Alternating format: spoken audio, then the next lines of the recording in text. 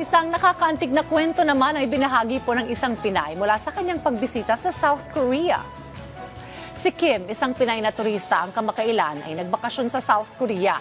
Habang naghihintay ng bus, napansin niya na hindi pa rin dumadating ang bus na dapat niyang sakyan. Ngunit dahil bago siya sa lugar, nahirapan siyang intindihin ang mga signages. Noong mga oras na yon, isang Koreano ang lumapit at nagtanong kung kailangan niya ng tulong. Sa kabila ng language barrier, nagsikap ang Koreano na maintindihan ang problema ni Kim.